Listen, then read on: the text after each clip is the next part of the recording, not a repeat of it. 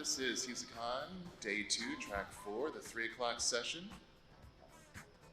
I am completely blank, so I'm not looking at my Dustin, Sachs. Yes, will be talking to us about cognitive bias. Great, thank you. And thank you guys for sticking in for what hopefully will be an interesting presentation. I know it's the end of the day. We're in the last group of breakout sessions, and we're about to talk about behavioral science, which is so much fun on a Friday afternoon. But what we're really going to be talking about today is how do we communicate better with our end users. So just taking a show of hands in the room, how many of you have to communicate security messages to end users at some point in your job? Keep your hands up. And how many of you get that message across exactly every time the very first time? Really? Interesting. Well, what we're gonna talk about today is a little bit of what is going on and what typically is happening with our end users or with individuals that may impair whether or not they get the message gets across to them. And we'll talk about some practical ways to enhance the communication that we do. So start off with a quote. This is a really great quote from Sigmund Freud. "We are what we are because we have been what we have been, and what is needed for solving problems of human life and motives is not moral estimates, but more knowledge." What I really like about this quote is, as convoluted as it kind of sounds, the idea is the more we understand about people and how people operate and how people think, the better we're going to be at communicating to them, and the better we're going to be about understanding where we may suffer from communication issues. And we're going to talk about some pretty big things, but the idea is a concept known as nudge theory. We're not talking about making massive changes. We're not saying you need to totally rewrite how you communicate to your end users. Subtle changes, small changes, little changes over time will actually lead to much larger changes. And nudge theory is a concept that was developed by Richard Thaler. And what he says is the power of gentle nudging is to remind us that small changes can have a big impact on our lives and the lives of others.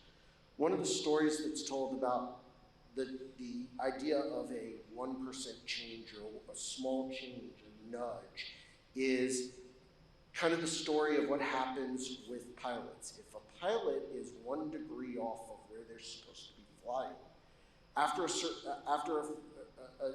about 30 minutes, they end up being hundreds of miles off of where they were supposed to be. So the idea is if you change your behavior, even just a little bit, even just one small change, over time, you're going to be that much better. So if you make a 1% change, it doesn't actually work out to 365% better over a year. It actually ends up being a lot more and a lot more significant because the changes end up starting to add up.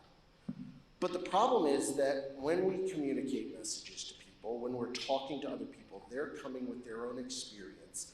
They're coming with their own mindset. They're coming with their own ideas. And they're coming with their own biases. And it's important to talk about what we mean when we talk about bias. Because when we talk about the word bias, we hear a lot of things and we think a lot of things that may be negative. And bias is not inherently a negative thing. By definition, bias is actually the disproportionate weight in favor of or against an idea or thing. So, again, another poll for the audience. How many of you, as a kid, touched a hot stove? And how many of you learned not to touch the hot stove ever again? You have a bias against touching a hot stove. If a lion came into this room right now, how many of you would turn around and run? Oh, okay. So you have a bias towards taking a risk. Okay. Most people, let's move out of this room. Most people in that situation would turn and run because they have a bias towards living. They have a bias towards not dying. But again, then of course you have biases that are against things. I don't like this type of food. I don't like this type of thing. So that's what bias is. Again, it's not a negative thing. We have biases towards routine. We have biases towards doing things that we're familiar with. We'll talk a little bit more about that as we go through. There are actually over 180 biases, cognitive biases out there. I don't expect you to be able to see this. This is a publicly available, what's called the Cognitive Bias Codex. It's actually put out by Wikimedia, which is an offshoot of Wikipedia. And actually what's really great about this is you can click on any one of these and it will take you to a Wikipedia page that does a really good job of explaining it. The idea is we have a lot of biases, many of which we don't even realize we are showing in a given day. And again, not a negative thing. There's a concept that we won't go into too much detail about today, but there's a concept known as heuristics, which works very closely with bias. And heuristics is mental shortcuts you take when making decisions, because the average human makes 35,000 decisions a day. Now, many of those decisions are not decisions you actually consider. They're automatic, like, should I take a breath? Should I step into traffic? Like, these are things that you don't necessarily think about. But heuristics has a really valuable thing. It helps us make decisions to a level where we're satisfied that we've made the best decision we could. But we also use heuristics to cut back on the number of decisions we actually have to make. How many of you, before you go to the grocery store, sit there and actually look at the map and the traffic and go, which way do I need to go to get to the grocery store in the next 10 minutes?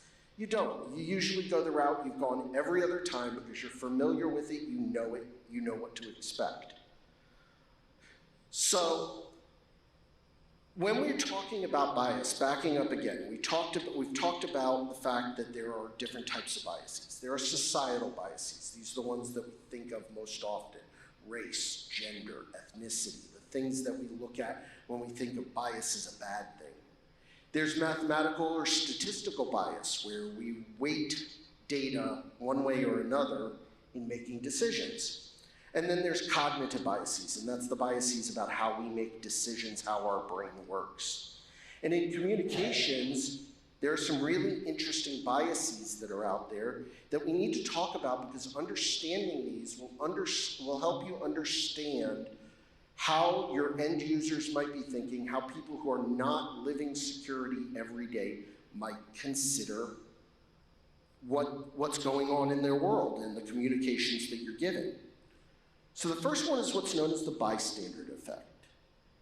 This is an interesting one. If we're not immediately involved in something, if we are a bystander, we tend to take the mindset that somebody else will intervene, somebody else will get involved. Outside of communications, but the classic example of this, there's a very famous court case out of New York. Woman was walking through the middle of an alleyway between two apartment buildings, one that she lived in. Everybody from the various apartments could look down on this foyer, this alleyway, and a criminal walks up, starts beating up on her. And everybody in the apartment said, I'm not gonna call 911, somebody else will do it. I'm not gonna get involved, I'm not gonna get involved. And the woman ended up dying. And what happened was, the family of this woman actually sued everybody in that apartment complex who was watching. And the court determined that because they did not intervene when they could have, they were all partially responsible for what occurred. But the idea is, how many times do you get a phishing email and go, well, somebody else will report that, I'm just gonna delete it. I'm not gonna worry about it. You're assuming that you are operating on a bias that makes you believe that somebody else is gonna intervene, somebody else will submit that, And if everybody takes that mindset, then nobody actually submits. There's another one which is called the false consensus effect, and it's as it sounds. We tend to believe sometimes, more often than not, that the beliefs that we have are shared by other people. Everybody agrees with me on this issue. Everybody agrees that cybersecurity is a really important thing. Ask your developers whether cybersecurity is more important than getting a product out the door.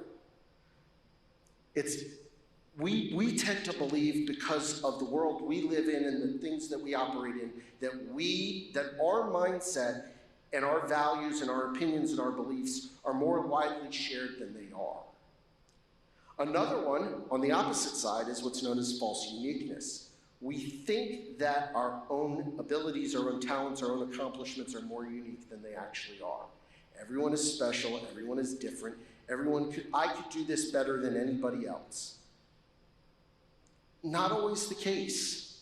Matter of fact, it's very rarely the case. There are a lot of people who can do similar things to us when it comes to security behaviors, when it comes to actions that we take. The next ones are really well known. One is the halo effect, the other is the horn effect. And halo effect is the tendency to assume that somebody who possesses one positive characteristic must possess other positive characteristics. Well, if they report the email, they must know not to click on the links. Maybe, maybe not. The other is the horn effect. Well, if they do this one wrong thing, they must be somebody who's capable of doing a bunch of bad things. So they click the link without understanding, well, why did they click the link? Was it something that it was just poor timing? Was it something that it was more attractive? Was it something that they ordered something that day and then they got a phishing email that had an invoice in it and they didn't think about it? Were they too busy? Was there something else going on? Something else that may have affected it. But we tend to think if somebody does one bad thing is going to lead to other bad things, and that we've got to, unless you do everything right, or if you do everything wrong, that you fall into a specific bucket. When we get into more of the communication biases, we talk about what's the concept, and this is one that comes up a lot in communication especially, which is the illusion of transparency. It's the idea that we believe that our thoughts and the way that if I understand it, well, everybody else is going to understand it the exact same way. If it makes sense to me, it's going to make sense to everybody else. But that may not necessarily, it may not necessarily be the case just off the bat. Just because how often do you communicate something to somebody and go, I understand exactly what I'm saying, and they go, what? What are you saying? I don't get it. I don't understand what you're saying. That's the illusion of transparency. We believe, because it makes sense to us, because it works in our head, that it's going to make sense to other people. The other one, and this one we see a lot in security actually, this is the idea, this is called the illusionary superiority bias. It's the belief that one is better or more capable than others in various domains. How often do we say, well, our security team knows everything about security and everybody else is not really very well trained in this. They don't know, they don't understand. Our end users don't get it. A lot of our end users do get it. A lot of our end users know what they need to do, or know that they need to act according to secure practices. The problem is sometimes they don't know how to do it. They know they need to do it, they don't know how to do it. But we assume everybody just knows how to do it because we know how to do it. We know how to report an email, so they must know how to report an email. Another one, and this is one that comes up quite a bit, especially in communications, is information bias. It's also can sometimes be referred to as confirmation bias. This is the idea that we tend to seek out or rely on information that confirms pre-existing belief or an opinion we've got. So if I said, most people click on bad links, I'm going to look for the statistic that confirms that, so that I can say, look, I was right. Because you don't want to admit necessarily that maybe you were wrong, or maybe you were misinformed, or maybe the information doesn't support that. Mere exposure effect is another one, which is the idea that we tend to prefer things we're more familiar with, even if they're not necessarily better. So the reason I do what I do, the reason that I follow this thing that might not be secure, is not because I know it's bad and I'm doing it because I know it's bad and I don't really care that I know it's bad. It's because I'm familiar with the process that I'm following, and you're asking me to do a different process that I'm not familiar with. So what you have to do is understand that you might have to communicate something to end users 2, 3, 4 times, and in 2 or 3 different ways, so that they become familiar with the process.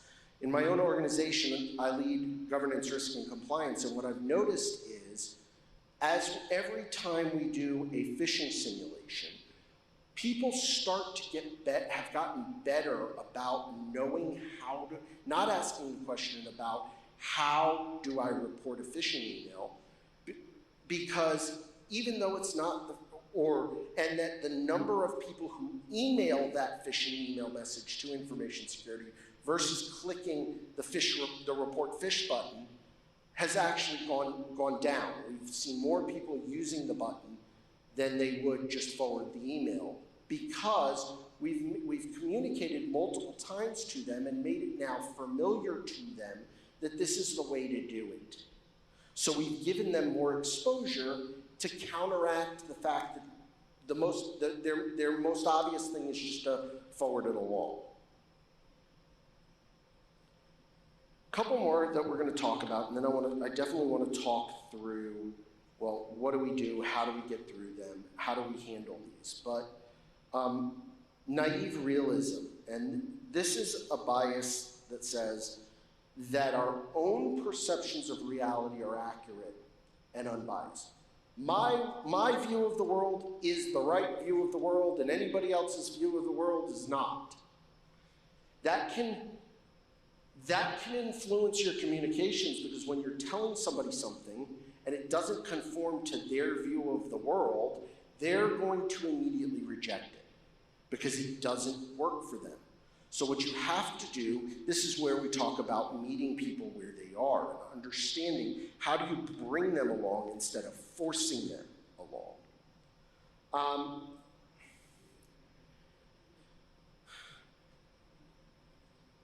The next one is called narrative fallacy, and this is an interesting one, because what this is it's the tendency to create a story or a rationale for why you did something, even if you can't support it with evidence, or even if you can't support that it was the right thing to do. You will hear people, when you go and talk to them about their security behavior, saying, this is why I did it, and I had every right to do it, and my boss gave me permission, and I did this, and this is why I did this. And it's that innate desire, that innate action to try to defend what you've done with a story that rationalizes it to yourself and sounds correct to you, even if the evidence doesn't support it.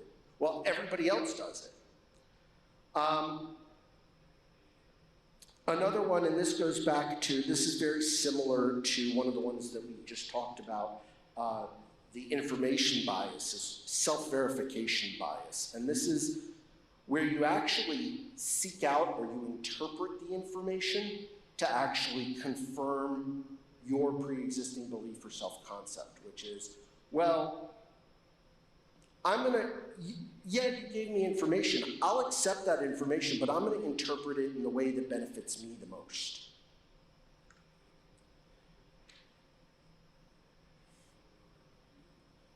The next couple, and we're almost to the end of this kind of section of things. And these are all important because as you start to see them, you start to understand that there are a lot of ways that we can better our communications. But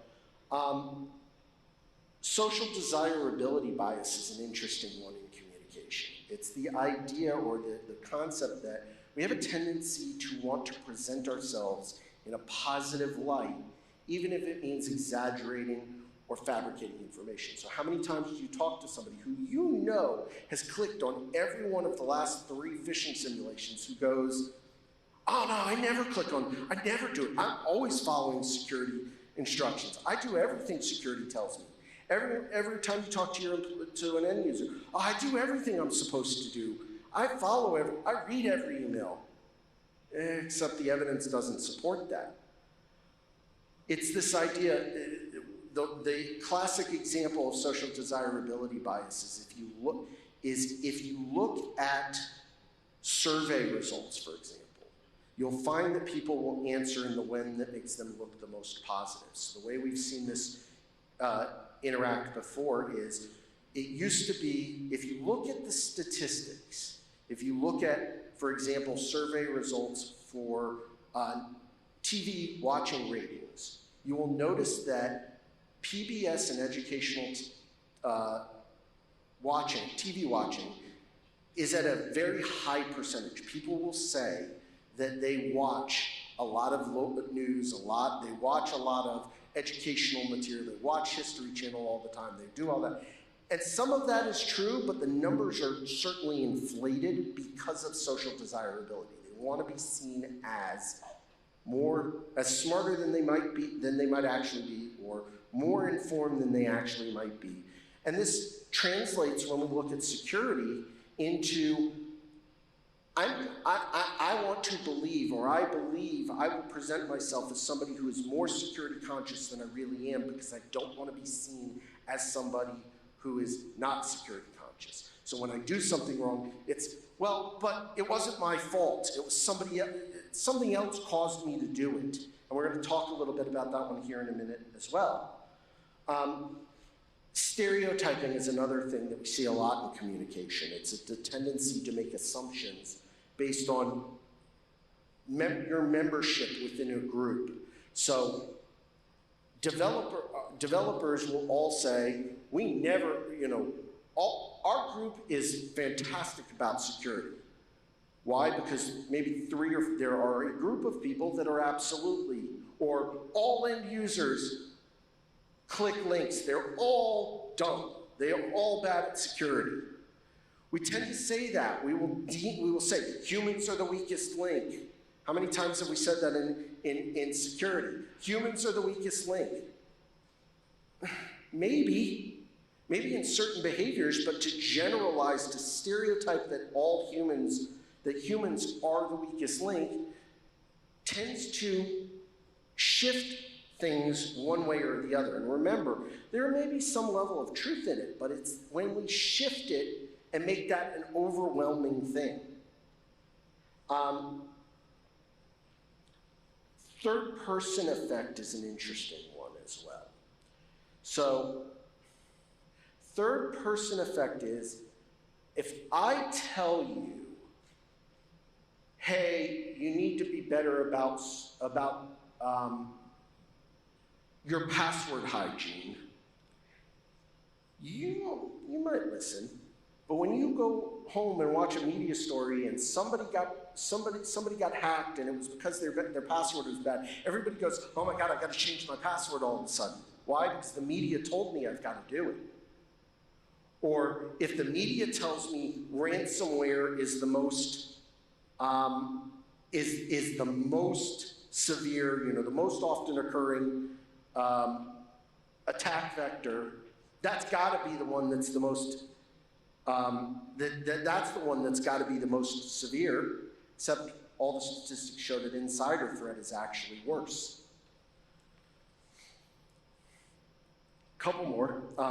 Ultimate attribution error, and these are also where we see some confirmation some communication biases.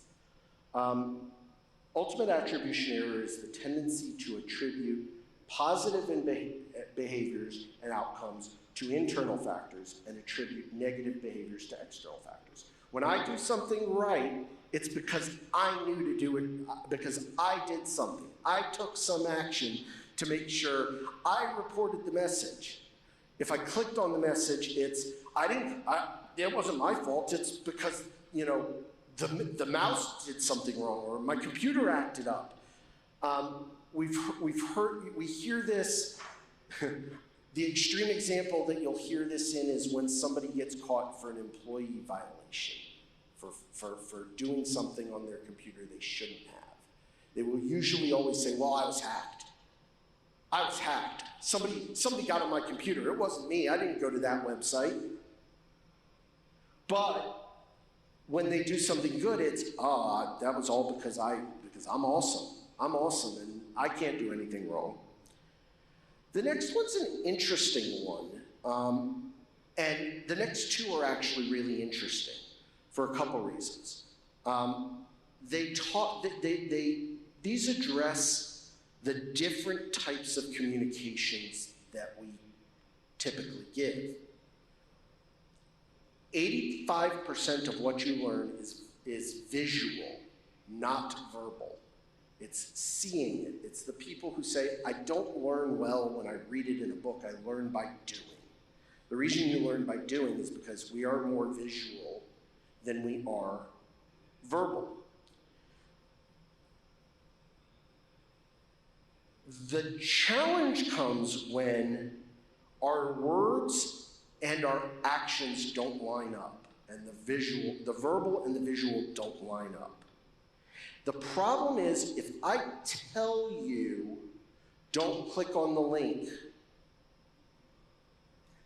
and then I tell you, or if I say, you can click on this link, but I show you not to click on the link, you're more likely to listen to what I said in that case and actually click the link than you are to pay attention to what I'm actually showing you. So the important point of this is when you're doing both at the same time, when you are both showing and telling at the same time, people listen more to what you're saying than what you're actually showing them, which is why if we're more visual learners, split the two up. If I'm giving you verbal instruction right now, I should follow up with a visual later. That's why, if you notice, you will take a training, you'll come into a room like this, somebody will stand up here and say, here are all the things you need to do for workplace safety. And they'll walk through them, and you'll hear them, and you'll understand them, and you'll start to learn them. But what happens when you go back to your office or the area you work? There are all these posters, all of these visual things up, because that's where we're ultimately going to learn it. But if I tell you something, and then you see it on paper, you're going to go, well, but he told me this. How many times when you were in school would a teacher say, I don't care what the book says, listen to what I'm telling you? We've been trained to believe that when somebody in a position of authority or somebody telling us something, that we should listen to what they're saying, not what we read. Think about this in a law enforcement sense. You could tell an officer all day long, well, the book says this. They're going to say, well, no, I told you can't do this. Same thing. The next one is what's known as the Weber-Fechner law. And this is an interesting one. This actually, we tend to believe that the more intense a stimuli is, the more forceful I tell you something, the more likely you are to learn and understand it. How many people here have children? How many of you forcefully tell your children, do not do this? How many of them actually follow what you said versus continuing to do what you told them not to do? It's the same idea. It's the idea that just because I speak in a more forceful voice doesn't mean that my child's going to listen any better. It actually, what it is it's the way in which you message it. It goes back to that, are you meeting the person where they are? So we talk about all these biases, and we talk about all these, the ways that the human brain works, and the way that we are trained and brought up to believe, and the things that are innate in our mind. And the question is, okay, well, what do we do to combat those, both as individuals, but also then as the communicators? So the first is to understand the biases. The reason we go through each of these is because understanding each one of them is actually very important, because there are so many of them. You might think you know them. You'll hear the common ones, but the ones that are the most impactful, that can help with the biggest nudges, are oftentimes the ones that are not the most well known. You have to also understand and identify your own biases, because if I bring my bias into if I'm susceptible to, for example, I might be more susceptible to the illusionary superiority bias. I'm in security, I understand it, everybody else should just understand it. If I come with that bias, my messaging is going to be flawed and influenced by that bias. So I need to understand my own bias. This is where gathering multiple perspectives, having somebody else read your message, giving it to an end user and saying, hey, does this make sense to you, is a really valuable thing. You also have to be open-minded. You have to question your assumptions. You have to go, you know what, is it possible this is not the most effective way? I recently did this actually. We're running our phishing simulation right now, our quarterly phishing simulation. What I found was we will continually tell people the same exact way, month after month, here's how to report messages. And what we found is really interesting. The percentage hasn't changed significantly. No matter how many times we say the exact same message, month after month after month after month after month, the percentage of people reporting hasn't actually changed. So what we said was, you know what, maybe the assumption that the way in which you're training people isn't the right way, and let's look at how else we can do it. And that's part of both questioning your assumptions and being open to practicing self-reflection, being willing to admit that you may have biases. It's the idea of what's known as the bias blind spot. Understanding that you may not, your idea, your way of approaching it may not be the most effective way. And also being willing to say, hey, I may need somebody else to help me out with this stuff. So let's talk about now cybersecurity communications and communications in general. All of our communications in cybersecurity are based on the concept of risk. And when we talk about that, we talk about three things. We talk about the risk message, we talk about the risk communicator, and we talk about the risk receiver. And this is important because each of these can have elements of bias in them, or are susceptible to bias, or susceptible to things that may make the outcome less than optimal. So, when we talk about the risk message, when we talk about the communicator, when we talk about the receiver, there are a couple of things, there are a number of steps we can take to enhance our communication. So the first is define the goal of the communication. What am I trying to get across? What am I, as the risk communicator, trying to communicate to my end user, or to whoever the stakeholder is? One of the easiest things, think about this. How many of you as a kid played the game telephone? Thinking back to that game, the harder the word was, the more complex the word was, the harder it was to get to the end of the game with the message being anywhere close to what you had initially started with.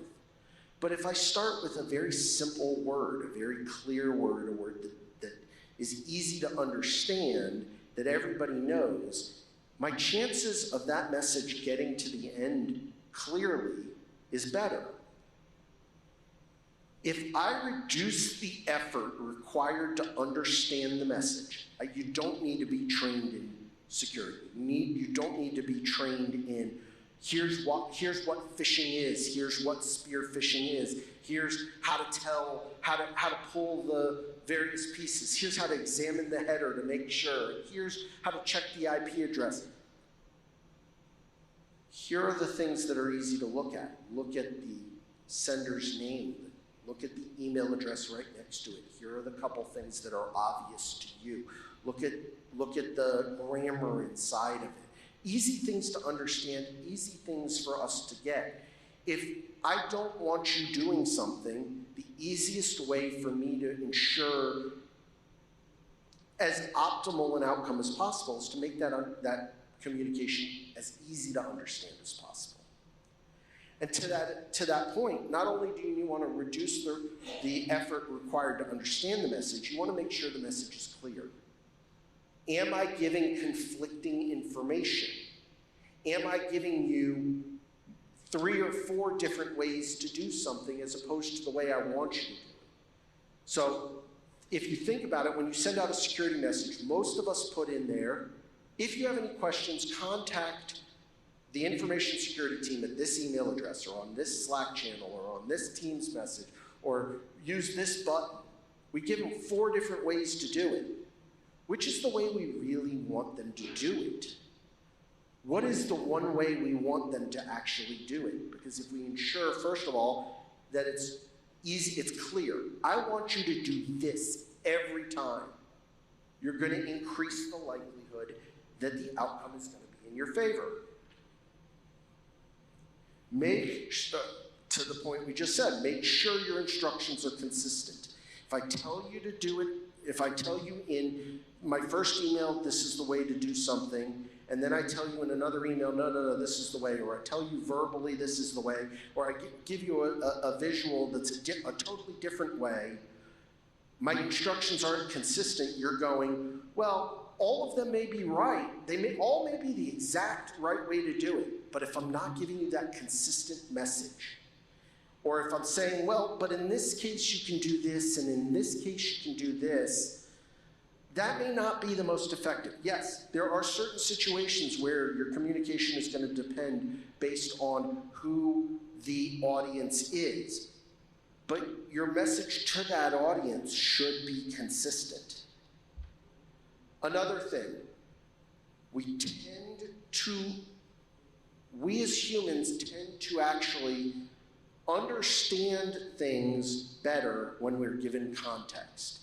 If I tell you that in my last phishing simulation, 500 people clicked the link, do you have any idea if that's good or bad?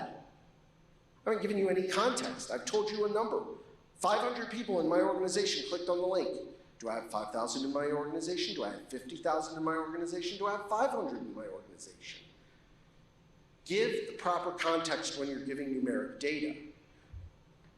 90% of the marketing department clicks on bad links.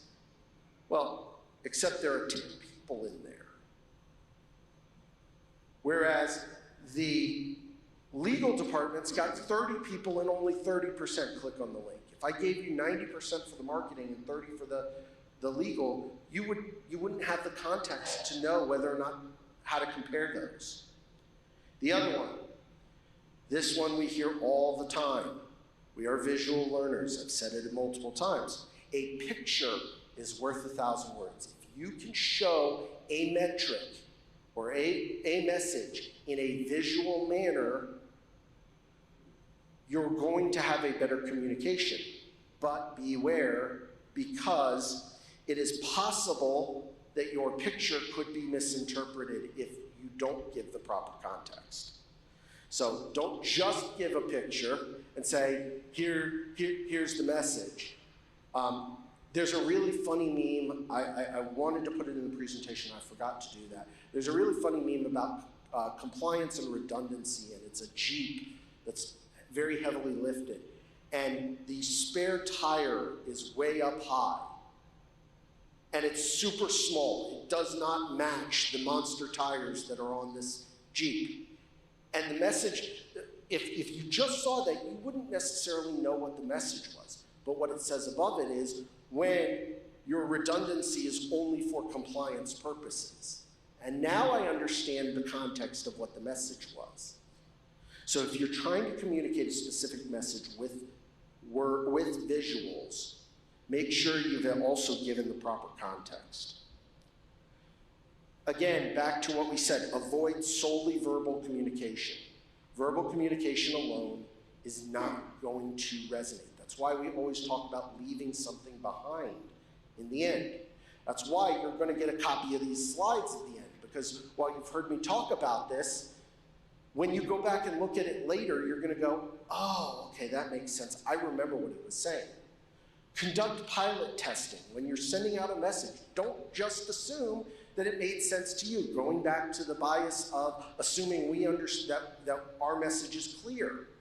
Make sure you're giving that to somebody who's going to be in the end user group and go, hey, does this make sense to you? What do you understand this to mean? Timeliness matters.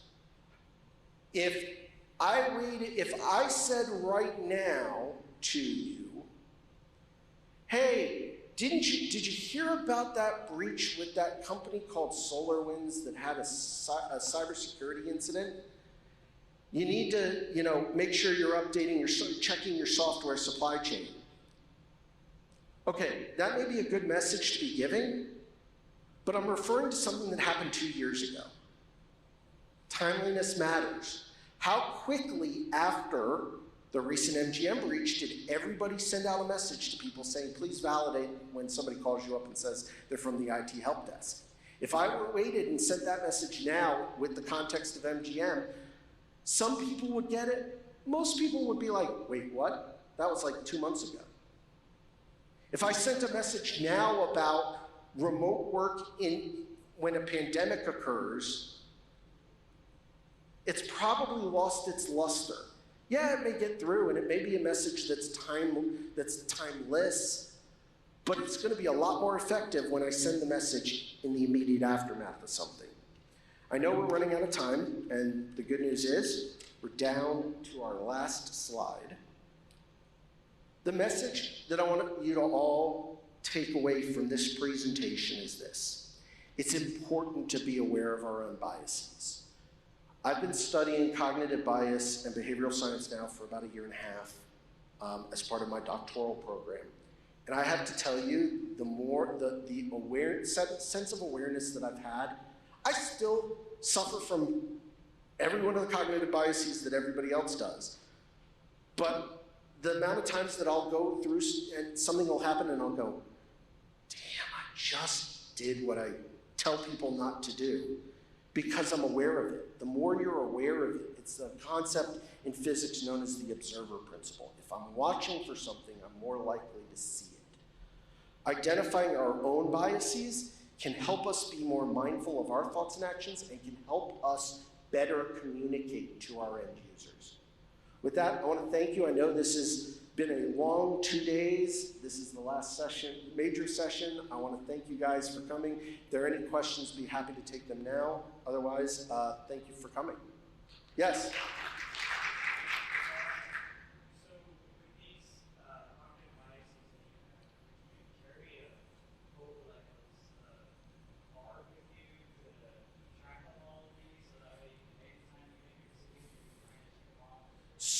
So that's an interesting one. So there's a concept that I give in another presentation called about doing a decision hygiene and a decision audit. There are 2 types of decisions that we make, and they live in 2 very different systems of our brain. And I'm going to go into a whole separate area of behavioral science that is a whole other presentation in and of itself. But if you're really interested, look up what the concepts of System 1 and System 2 thinking. System 1 thinking is, should I take a breath? I don't spend a whole lot of time, if any, considering whether or not I should take a breath, unless I'm swimming. Then it's an important decision to make. But right now, am I stopping and going, well, is now a good time to take a breath or not? Is now a good time to take a breath or not? No, I'm not. There are lots of decisions we make that we don't even think about. The decisions when you make System 2 decisions are what I like to call the major life decisions. Anytime you say, I'm making a major life decision, you want to be using System 2 thinking. Why? Because System 2 thinking is deliberate. It's where I sit and weigh my pros and cons. It's where I sit and make sure I'm making the best decision. Should I quit my job? Might be for most people, should be a System 2 decision. When you make a System 2 decision, you should be sitting down at the end and doing what's known as a decision audit. You should go, how did I make this decision? Did I introduce any bias into my decision? Did I make a mistake in my decision? Did I consider all of the information available to me? Am I making this because it sounds good to me, but I've got a wife and a kid, and I probably should consider them too, and maybe even ask my wife, because my wife is ultimately the one who should probably make the decision, not me. So no, you don't carry around a piece of paper and go, oh man, okay, let me go down my checklist. When you're making those major decisions, you should be sitting down and going, not only am I good with the decision I made, but am I good with how I made the decision? Yes?